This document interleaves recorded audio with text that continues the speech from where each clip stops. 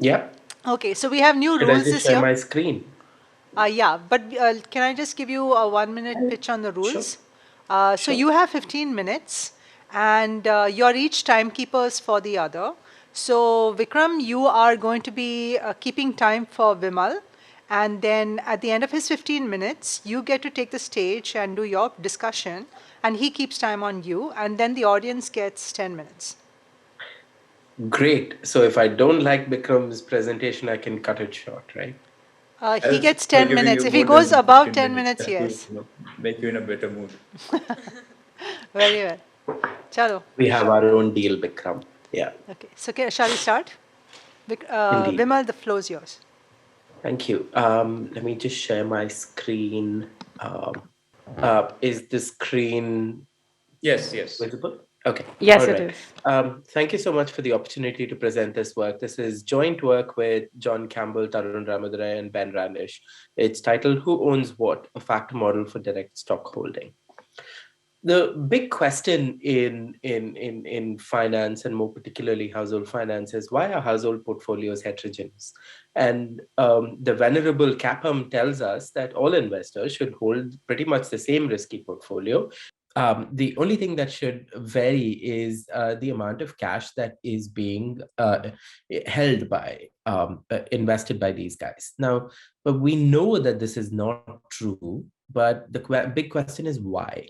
Now, theoretically, there's been a lot of work on this, which can be broadly classified into those that determine heterogeneous financial circumstances. That's going back in time to Mayer's in 1972 on non-traded income, and perhaps one of the earliest pieces of work to think about clienteles in financial markets, which is liquidity-based story, which from Amihuden and Mendelssohn in 1986.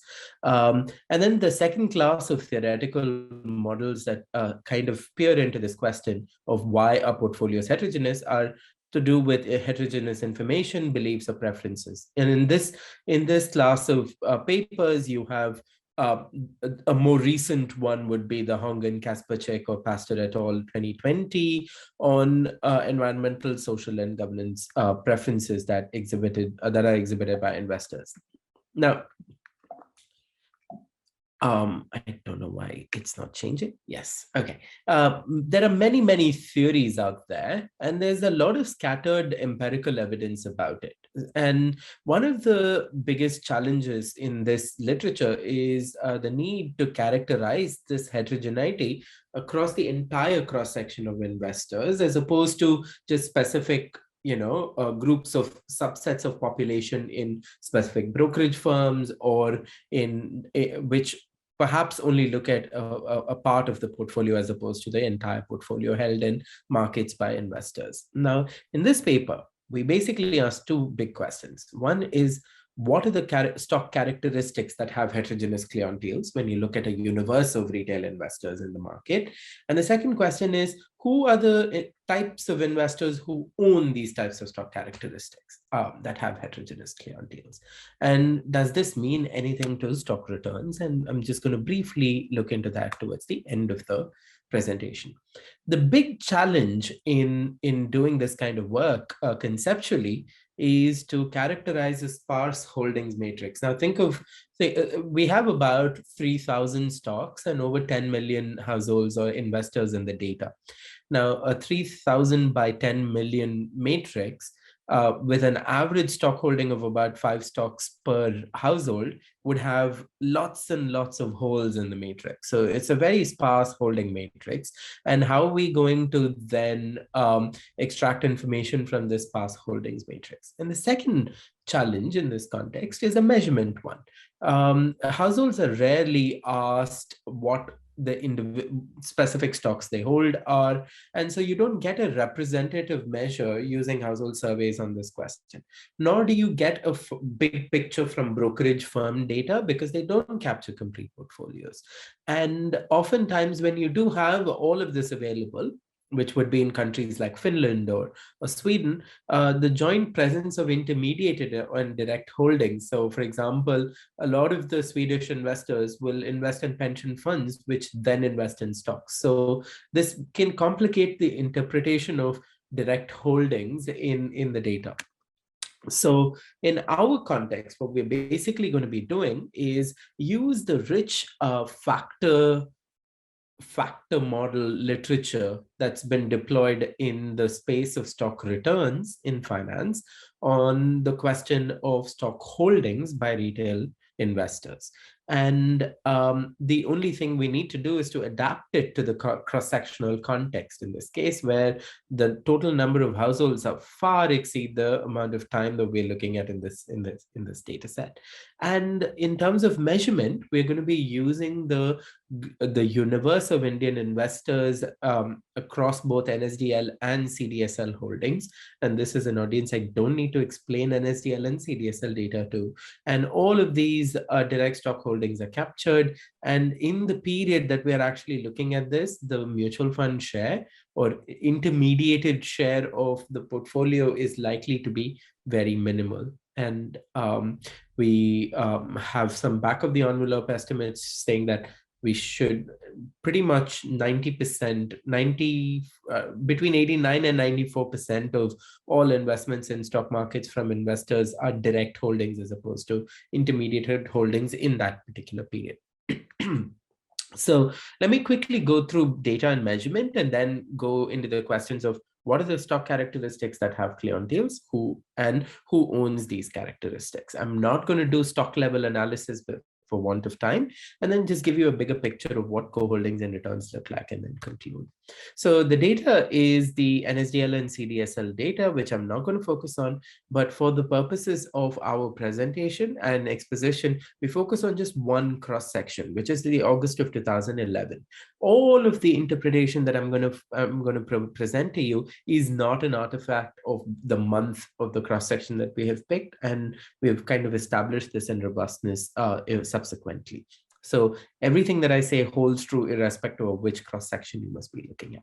And what are the account attributes? What is the data that we potentially have? One of the richest things about the NSDL and CDSL data is portfolio holdings. One of the limitations of the data is you have very little information about the individual investor attributes in the data.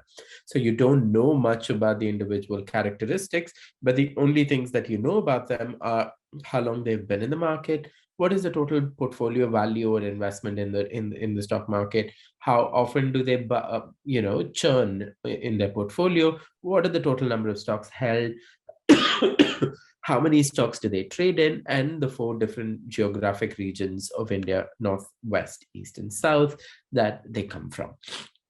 However, we can add to this an array of rich stock characteristics based information at the portfolio level by using the stock characteristics information from Prowess. So what we do here, let me just explain one of the variables so it becomes easy to understand. Let's take share price of the stocks held. Suppose I hold 2 stocks in my portfolio and nothing else. All that this measure will do is pick the 2 stocks and look at the share price of those 2 stocks and look at the rank of that share price relative to all other share prices in the market. So if there are 3,000 stocks and I'm holding 2 stocks and the rank of these 2 stocks are 1 and 2, so these are the highest share prices in the stock, then all I'm going to be doing is I'm going to look at the value weighted rank of all the share prices held by me. So that tells me how much do I prefer high share price stocks or highly ranked share price stocks. So the reason why we use ranking is twofold. One, it gives you a common unit of measure for all of the characteristics tilts 7 through 18 in the data. And it also allows you to interpret things in a simple way. So if we were to renormalize this to be between minus 0.5 and 0.5, that just tells you 0 is a median rank in the data. So that just means we're just focusing not on the average tilts that you see for each of these characteristics, but the cross-sectional variation or the loadings on these tilts that we are interested in. So just to give you a quick summary of what we see in the data, the average account is about 5 years old, has about $12,000, and has about 38% turnover, holds around 8 stocks and trades about 5 unique stocks in the previous 12 months, trailing 12 months. And what is more important is the cross-sectional variation that you can see. There's vast amounts of cross-sectional variation in the data. Similarly, for all the characteristic terms, you can see that the cross-sectional variation is what we're focused on, not the fact that the average investor prefers a young stock, a dividend-paying stock, a stock that is potentially less skewed and less volatile and is a value stock and a large stock. So we're not focused on the average preferences, but the cross-sectional variation in these preferences. Okay. Now, what are the stock characteristics that have clientele? How do we assess this? Quickly summarizing what we do, basically take the time series factor model literature. We can think of the N by H holdings matrix here as as something similar to the T by N stock returns matrix, right? So you have, sorry, N by T stock returns matrix. So you have N stocks and T periods. And then when you compute the variance covariance matrix of returns, all you're doing is just taking the outer product matrix of these of this holdings matrix, and then stock returns matrix. And we do exactly the same thing with holdings information as opposed to stock returns information. And the dimensions are going to be stocks by households, not time. Okay, we collapse time to just one cross-section in this case. And what are the elements of this matrix? The elements of this matrix can be anything. You can use a dummy variable, 1, 0. Does this individual hold this particular stock or not? But in this instance, what we're doing is we're just simply using the portfolio weights of the household I in stock 8, simply because portfolio weights will give you a value-weighted understanding of what's going on in the data. Now, when you do that, Q is going to be a sparse matrix. Now, what the empirical co-holdings matrix is equivalent to is just your variance covariance matrix of stock returns. There's nothing more to it. Okay. Now, if you were to think of the variance covariance matrix of stock returns, you can always think of the diagonal there as the variance of stock returns and the off diagonals as the covariances of the stock returns for stock I with stock J, stock I with stock K, and so on and so forth.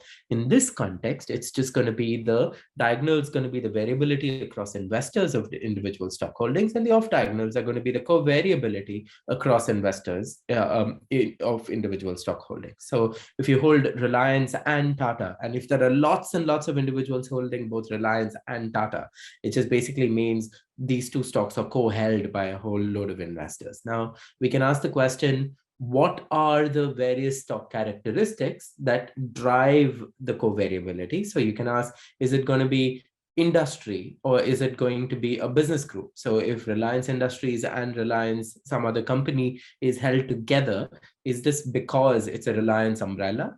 And so we can actually assess that in this context. So before going there, we can measure the strength of the characteristic in determining the variability in the data itself. So the way you do that is simply take the empirical variance of C prime QV8. C prime, the C here is just the rank of the particular characteristic. So we're taking share price in this case. You have 3,103 ranks because that's the number of stocks you have, normalized to be between minus 0.5 and 0.5. And if you were to multiply that vector with the holdings of all households of the empirical holdings matrix, all that you can determine now is asking, what is the extent of variance in this particular term C prime QVH? Now, why is the variance important here? The extent to which a stock characteristic can explain the variability in the data is how we define how important that particular characteristic is. So in essence, if it has a strong clientele effect, then you should see that the characteristic explains a lot of the variation that you observe in the investor portfolios. Okay, that's all that matters. Now, naturally, you might say share price is positively correlated with market cap. Is it positively correlated with other aspects of the stock? So what we do is undertake a detailed orthogonalization procedure to say, right, if we were to undertake an orthogonalization procedure to make sure that none of these characteristics are correlated to one another, then we can attribute the variation to just that particular characteristic in the data.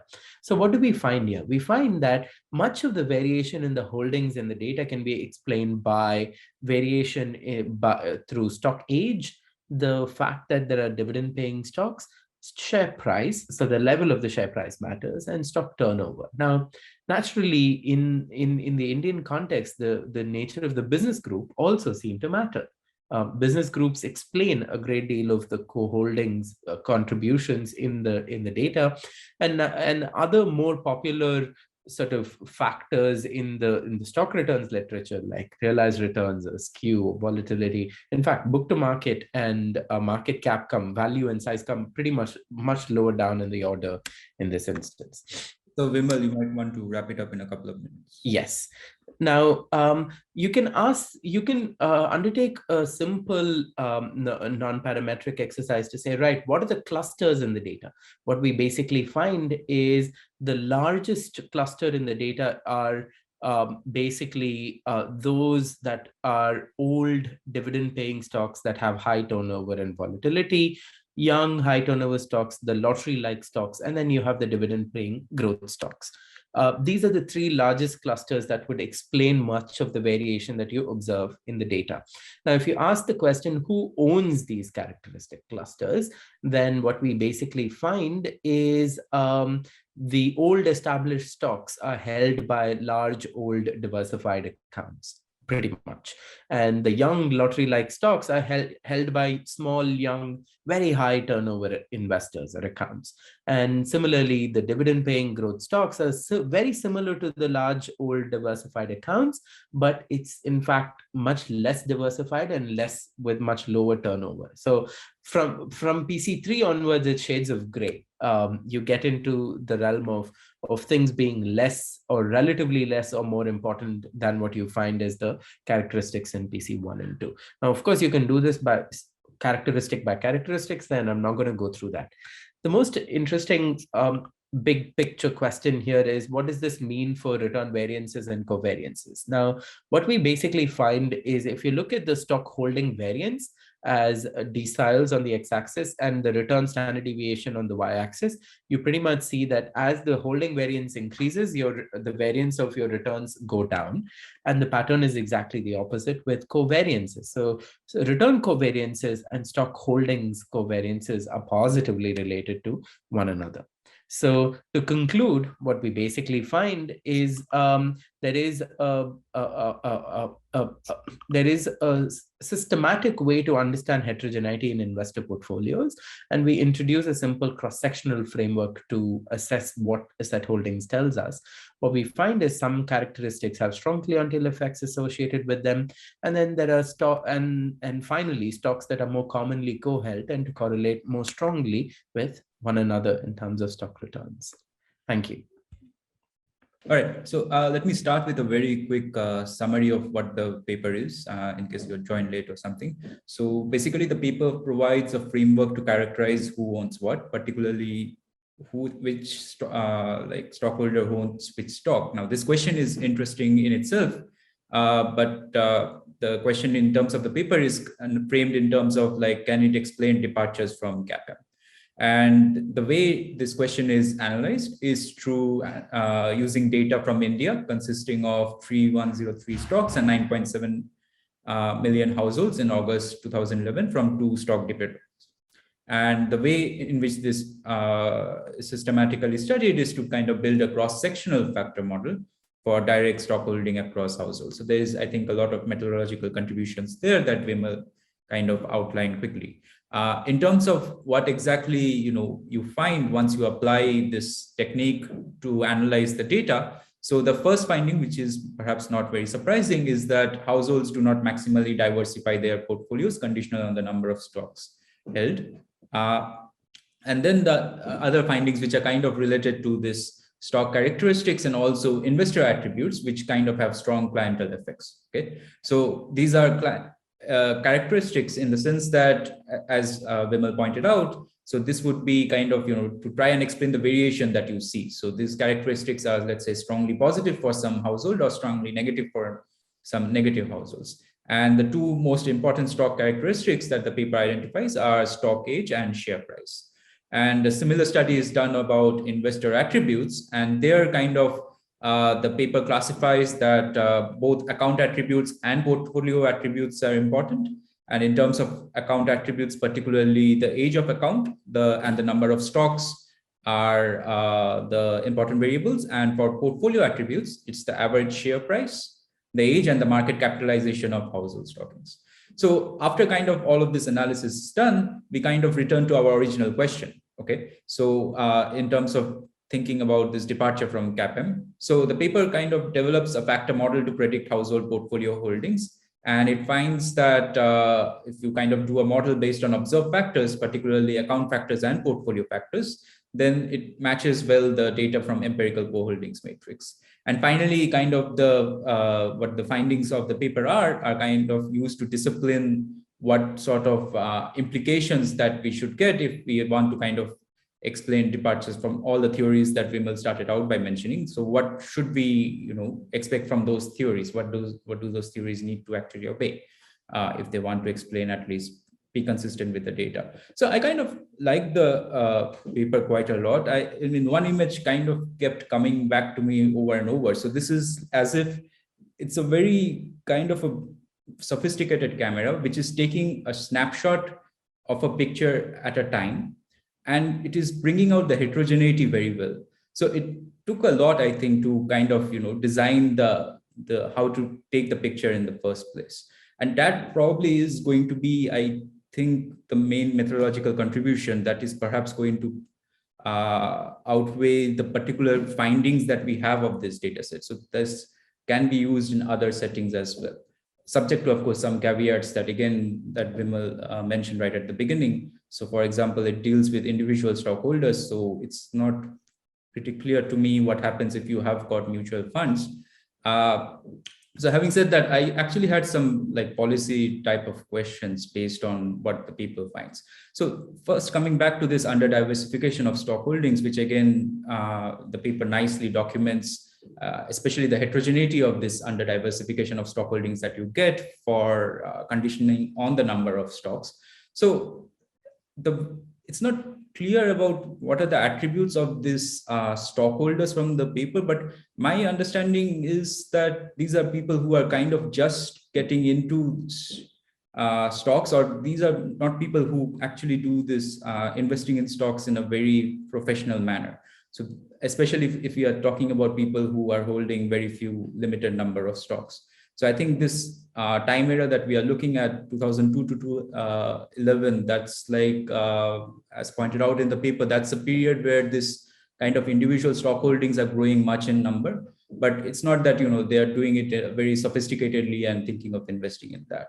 So in that sense, maybe the comparison is also that we need to think about is like, okay, earlier they were holding, maybe just, their deposits in post office or in savings bank, and now they're moving in. So clearly kind of their returns have gone up. And since these are mostly investing in low volatility type of stocks, so maybe not much risk. So perhaps they're better off than before. Of course, I think the paper's point is they can be made even better off in terms of the risk return trade-off. So what would be the policy implications for that? So suppose that we have got these people who are only thinking of investing in one or two stocks. So can, for instance, we design something analogous to the market portfolio and give them as an option that, invest your money in this particular asset that will give you a better risk return trade-off. So having been impressed by this camera and the picture that it had kind of, captured, I started thinking about, can we actually have, instead of just a snapshot at a point of time, can we actually use this instrument to kind of take pictures at regular intervals?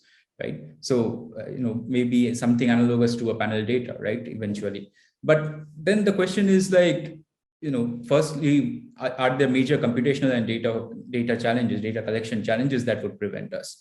If not, then should such an exercise be carried out, in the sense that maybe the SEBI and other people would actually want to have results from this be using as something that they would want to kind of make policy interventions on, right? And even if you think that such an exercise should be carried out regularly at, say, monthly intervals, then should this type of data be actually made public? Because you fear that once you made this type of information and analysis public as soon as the results are carried out, that might actually affect market operations as well. My final question would be, what should be our takeaway in 2021 from the findings of this study? The reason I'm asking is because this is a study that was carried out in 2011. So, of course, the methodology, we can continue to use, but the particular findings that are there, is the claim then that there are some deep features of the Indian markets that we studied in 2011 that continues to be here in 2021? Or are we somehow to modify it, or are we supposed to kind of use this data to think about, to explain certain events that took place in 2011 and think about maybe welfare implications? So that would be it from my side. Thanks. Thank you so much, Bikram. Susan, should I take a moment to respond to Bikram, or shall we open it to the audience for questions and then? I think that you've got time to respond, Vimal, so please do go ahead. Sure. Thank you, Bikram, for the thoughtful comments. And I'm going to go backwards because it's easier for me to recall the most recent of the points. The first is one of the features that we pretty much see is the stability in stock holding preferences in Indian households month after month in the 2002 to 2011 sample. So if we expected the preferences to be sort of lots of time variation in preferences, then the point about what are the lessons from this for 2021 is an important one to think about. But what we basically find is there may be the types of the investor types and their preferences for stock characteristics don't change that much. So you may be a young investor in August of 2011 and a young investor in August of 2021. The model is a reasonable characterization of a young investor in 2020 because young investors tend to seem to be doing similar things across time, at least within the sample. That's true. And we don't have data for 21, but that's a bit of an overreach, I suppose. But within the sample, I completely agree. So I think I take your point with the paper that 2002 to 11. That is, I'm thinking more about the jump from 11 to 21 when you have many instruments, so many ads coming on. That is true. Having said that, I think the paper's implications are more for intermediation as opposed to policy making more broadly, at least to my mind. So what do I mean by intermediation? If there is a systematic way in which you can draw out preferences that investors seem to have in their direct stock holdings, the way you design funds to attract this demand to intermediate stock holdings is to tap into those preferences that investors seem to be revealing in the market to begin with. So perhaps the policy implication here is to ask the question, should there be funds that cater to specific preferences in the data? If you ask me, I would say yes. And from a welfare perspective, perhaps you might say, no, they should all hold just ETFs and there should be nothing else to it. But without getting into that, I think the important real-world application of this would be designing funds or intermediation, to be more specific. The third is I agree with you about taking multiple snapshots, and we've just removed it from the paper because it's already too long. And the dynamics of this is actually very interesting to think about characteristic clusters over time and how they change. And what is PC1 in 2011 versus 2003 or 4, right? And you pretty much see something. So a simple fact that's very interesting is the importance of business groups decline over time. which is a very nice way to summarize, the maturing stock market, right? Like, I mean, there are more information sets on which heterogeneity and preferences seem to be explained than just a simple naive, tool such as a business group. And that's a good feature, I would argue. And we hope to draw all of those dynamics together into hopefully another paper, or leave it for somebody with access to 2021 data to do it more properly, because that's when dynamics matter a lot more. So to that extent, the primary sort of contribution is the method to approach this kind of big question on heterogeneity. And the secondary contribution is how do you apply and what do you find in a particular time period where it's possible.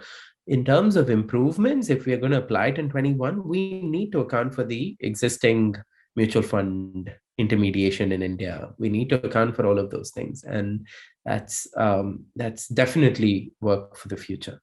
So thanks, Bikram. Thanks, people. I'm going to open this session to questions. On the floor, I can see that Shubho has a question, and online, Mr. George has a comment. Shubho first, and then Mr. George. Hi, Vimal. I was wondering that do we have any portfolios or holdings where we have a life event change during that period? So somebody who turned 60 or something like that, where you would see a change in portfolio allocation as they move. We don't observe investor characteristic demographics of any kind whatsoever. Okay. All that we observe are stock market characteristics, and the only demographic characteristic we have is which state of India they come from, which is not terribly full in that setting. And are there like sudden withdrawals? And so, I can see where you're headed with this. It's more of a cause to make a causal statement about this, right? What happens when there is like a massive change in the portfolio? Question whether withdrawals are certain portfolios prone to more withdrawals?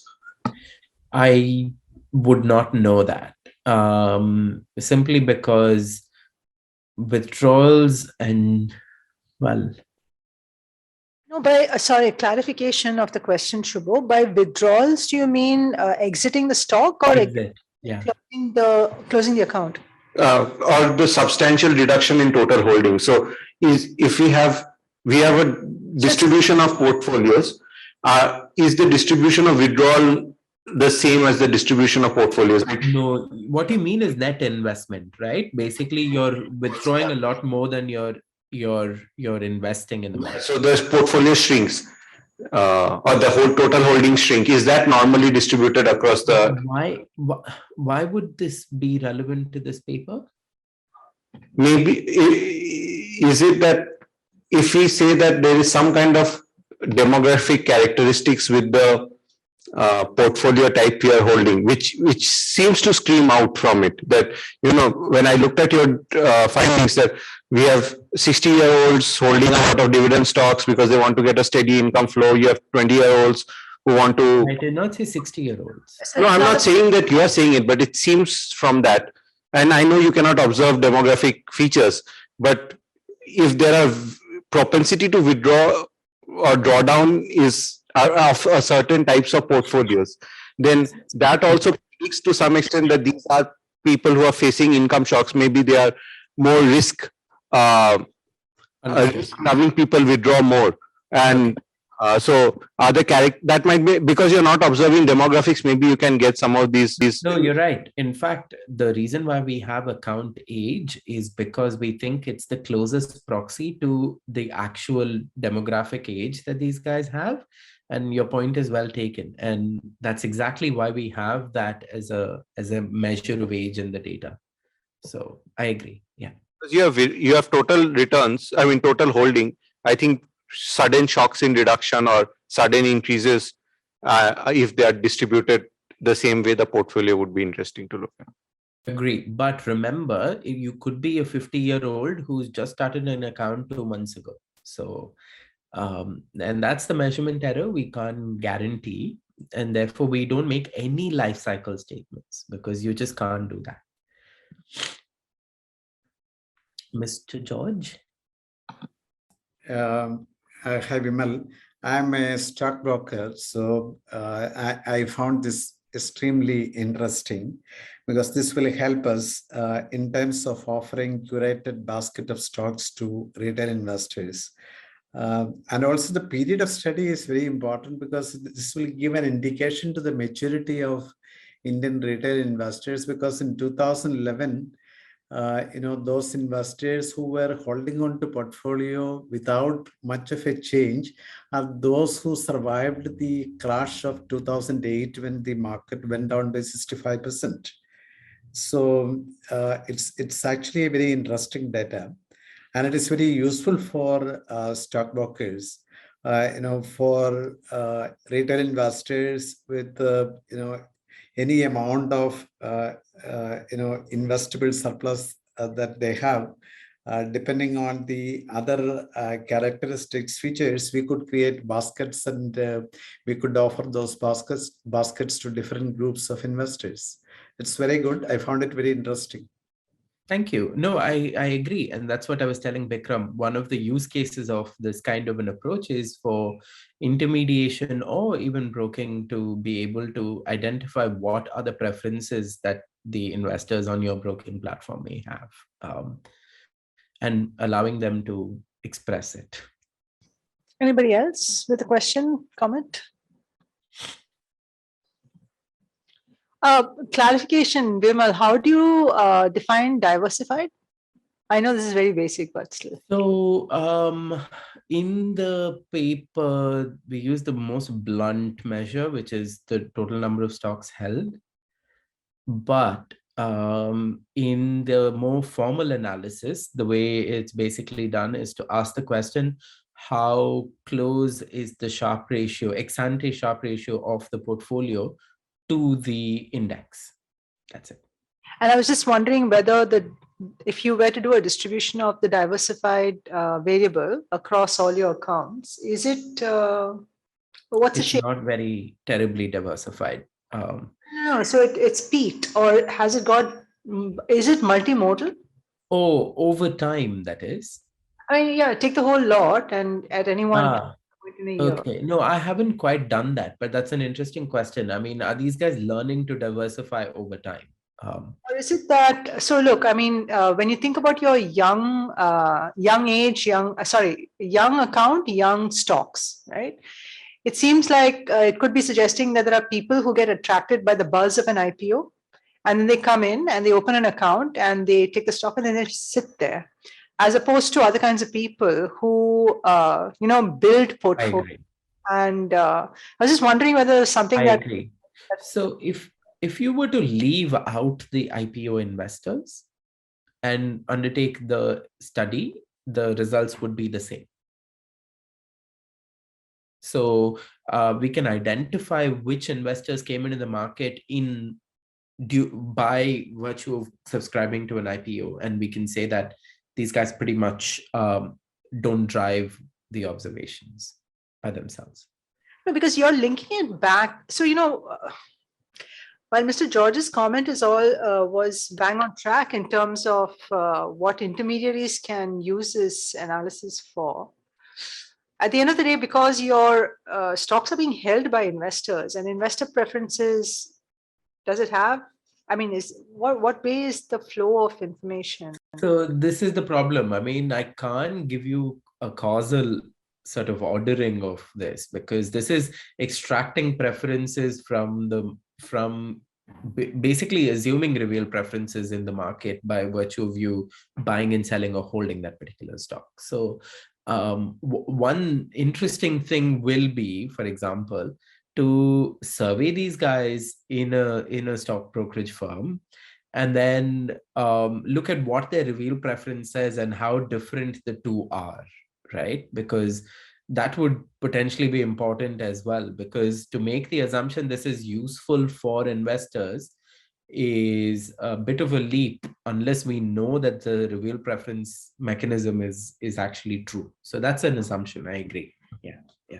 Susan, I have a point. I'm of the view that brokerages will be in a position to give you more characteristics of the individual investors in terms of which income bracket, what kind of net worth they have, what kind of regions and all those things.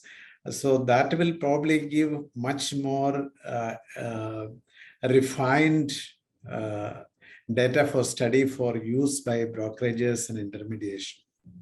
No, I completely agree. The only problem with that is a brokerage firm may be operating in very selective areas of the country. So the picture that you get is not of anybody who's going to be new to your brokerage firm, right? It's going to be only those who are already there. So do you want a model of people who are already with you, or do you want a model of people in general so you can attract more people to come onto your platform? Well, That'll be the $1 million question. Or you could be a national stock brokerage company. Or you could be a national stock. Yeah, I agree. Yeah. No, Vimal, more damaging is that in CJ George's data, he does not see the complete portfolio of each person. That is true. Yes, indeed. Indeed. You don't see the full picture. So, I mean, this is one thing I don't have data on. Do you guys know this? Sorry. What are the average number of brokerage accounts an investor has? Oh, sorry, Susan. Yeah, you know. So the thing is, even in this data, you don't see Ajesha. You don't see everybody, all the holdings. I mean, you just see the stock holdings. No, I thought No, you see the entire portfolio, Susan.